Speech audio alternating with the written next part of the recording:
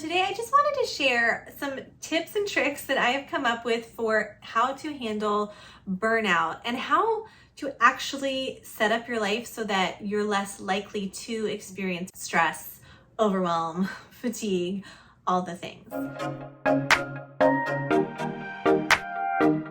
Hi everyone, welcome back to the Vibrant Life Show here in the Cloud Dojo. I'm Corey and this is your spot for inspiration on living a healthy, happy, and vibrant life. I grew up, like many of us, on a 24-hour cycle, very regular cycle. I'd wake up, I'd go to school, I'd come home, do my homework or do my extracurricular activities, and then wake up and do it all over again. I had things that I had to do every week.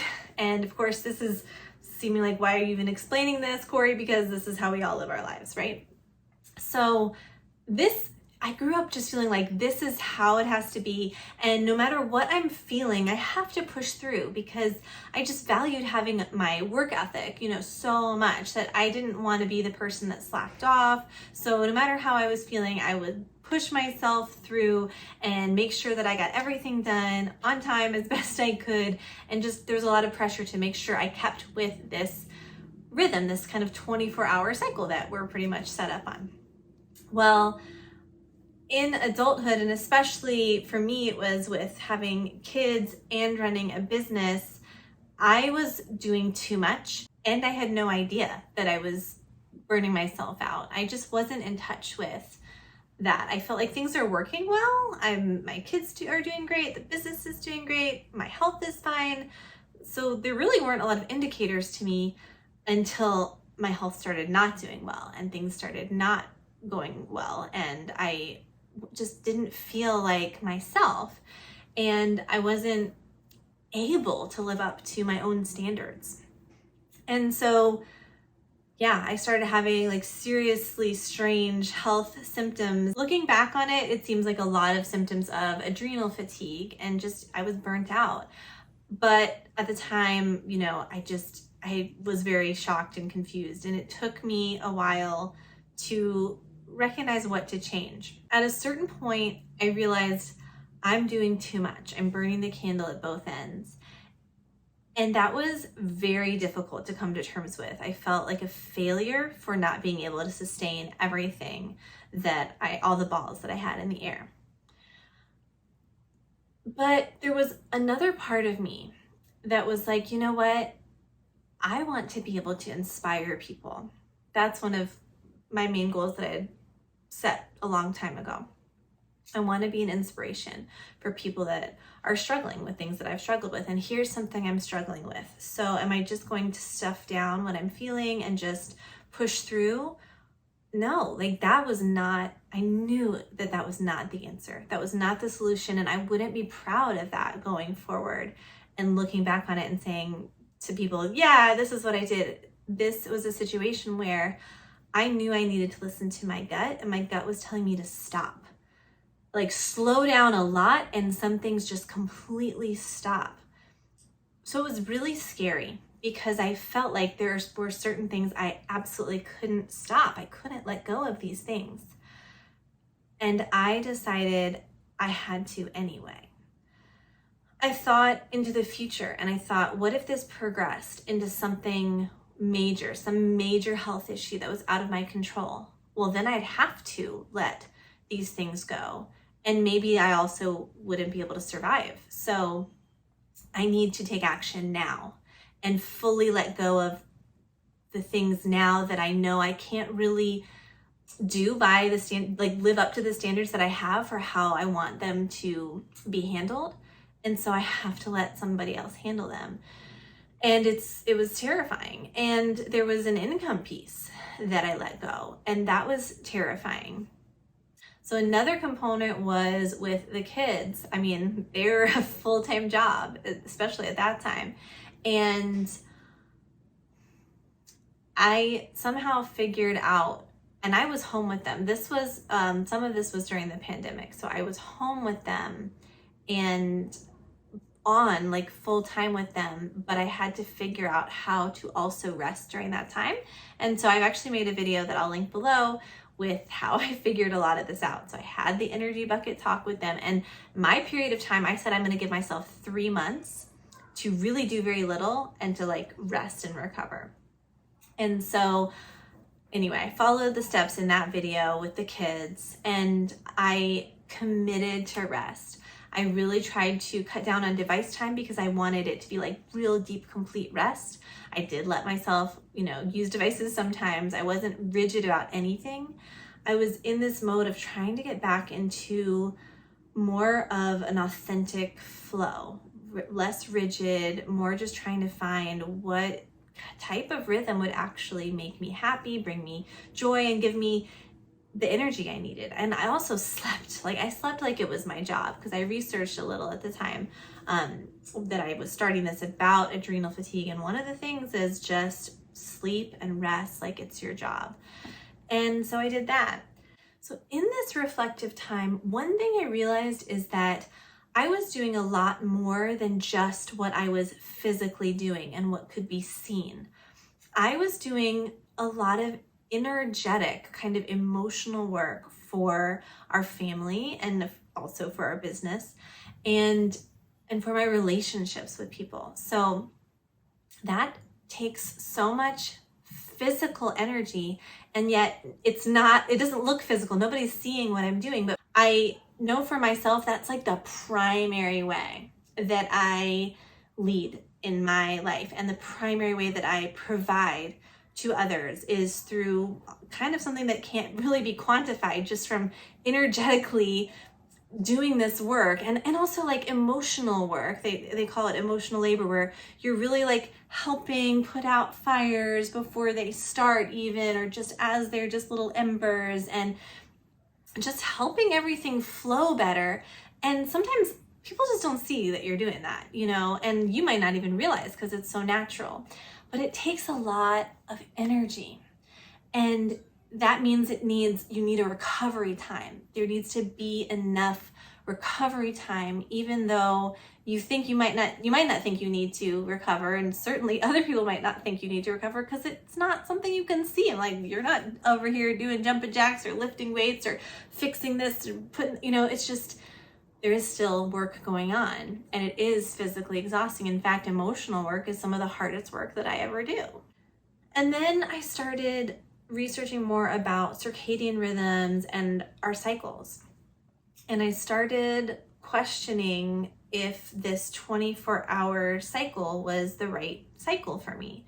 So if I'm living on a 24-hour cycle, then, I'm doing certain things day to day, and also certain things week to week. Anything less than, a monthly cycle, I have to show up in this very consistent way. And I was taught so much to value that, as I think most of us are, that this was really radical for me to start shifting and saying, okay, but that hasn't been working for me. Maybe there's another way out there. Maybe there's another way that I really can be productive and contribute to society that's not this way.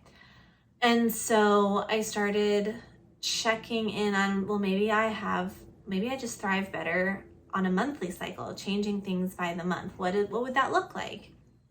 And so I started noticing that I have like 4 distinct kind of seasons in my month that change. And then there's a cycle that begins again for the month. So I'm going to go over what those are for me, and maybe it resonates with you. And as I go through this, I'll share what I'm doing at each time of the month for myself, for my family, and then also like how this would relate to work life. If you're liking this content so far, I invite you to hit the thumbs up button below this video, and also subscribe to the channel. And if you like notifications, hit the notification bell to let you know whenever I put out a new video. All right, so let's begin at the end of the winter season. So this is about a week in my month where I'm really fallow and doing very little, and I'll get more into that. But when I start, I kind of call this the start of my cycle, just in my mind. Of course, it's continuous. But I begin to, awaken, start to be more active, and start to plant seeds. So this would be, okay, what are some of the ways that I could implement some of the ideas I got when I was in my winter time? And how might this work? So I'm just sort of coming into like, how could I create, and how could I make something happen and starting to put out feelers for things, and also starting to implement more plans for things that will come later. So for myself, this might look like, okay, something that I know is a desire in my heart is that I want to be more physically fit. And so I might start researching what are some classes in my area, maybe at my local gym or whatever, that I might want to explore, and just, setting up sessions for myself and, things that I need, like doctor's appointments, whatever I need. I'm sort of setting all that up. And same for my family. So that winter time was a time when I was feeling like, what does our family need this coming month? And then this spring season is, okay, let me make the appointments. Let me make some plans for how we might implement a new system and things like that. And so then I get into starting to, draw out those plans a little more clearly. And then it's sort of the summer season. So then there's this week in my month where I'm really, really active. It's usually for me, especially now that I've really allowed myself to rest and get more into this cycle, it's usually more than a week where I feel like I'm really getting very productive. I'm doing lots of things, a lot of running around town. That's fine. I don't mind. We're going to appointments. We're scheduling more things, probably towards the end of the spring, all through summer, and then like the beginning of the fall season. Again, these are just weeks in my month, but I'm just giving them those season names so you can get the idea of it, of like what the feeling's like. But that's when we're like having more fun family events, doing the hikes, going out, seeing friends, that kind of thing. So for work life, we are all mostly raised to just go by this cycle of, same thing every day, or at least, every week. So, these are just ideas that maybe could be implemented for you at some point in the future or in some way right now. Spring would be more for putting out your networking feelers, checking in with a client about something that you might want to do in the future with them, making some plans for things that may be coming up, making plans for ways to improve a project. And then summer is more the project part of the month. And so being that a lot of the work I do is either something I'll be contracting or work for myself, this is something where I would focus on making sure that most of my big active project out there in the community, putting on events, that kind of thing, I would schedule more in this part of my month. And then things start to wind down and I'm in the kind of autumn season of my month. So this is about a week where I'm winding down, I'm finishing up projects, I'm tying up loose ends, I'm following up with people, following up with clients, reflecting, sending surveys about how things went. This would be like a good time to focus on asking for reviews. This is sort of the harvest time and the wind down to the more fallow time. And so for myself and my family as well, we're doing fewer activities. We're reflecting on how any new systems went. We're wrapping things up, following up with anyone that needs followed up with. And then I move into the winter time. I make myself rest 1 week of the month. And now it's become kind of a rhythm and my body just knows, like this is my time to settle in and it's easier. And I just really try to do very little. I try to do very little socially. If there's problems in my family, I just try to observe them. It's really funny that I'm talking about this on YouTube because even the YouTube algorithm, the thing that kind of is the program behind YouTube deciding when my videos will pop up in someone's feed and how much to spread them throughout YouTube, it's based on how consistent we can be. It's like we are so rewarded for being daily or weekly consistent. The best schedule for me would probably be putting out a video every other week, once a month sometimes if things need to go in that direction and I've been feeling overwhelmed and I need to rest. But if I do that, I know YouTube is not going to reward me for that. It will really not put my videos at the forefront because in their eyes, I'm not being consistent. So there's choices I have to make. I would love for my videos to be out there more. I would love for more people to be able to see them. And I know that it's not worth the burnout of trying to make sure they get out every week. And there are tricks, right? I definitely could work towards a schedule where during the summer time of my cycle, I'm busting out extra videos to save and have for the rest of the month. But it takes a few hours to put together a video, and so I may not be able to always put it in there like that. So there are compromises to make.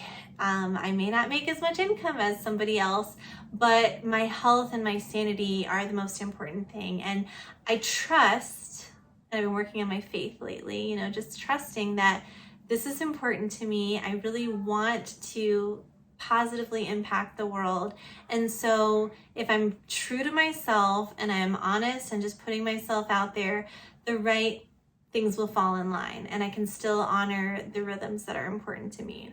When I've been following this rhythm, I have found so much more energy overall. Like on average, my energy is way higher than it was when I was burnt out. And I'm so much happier, and just like everything's so much easier and more flowing freely in my life.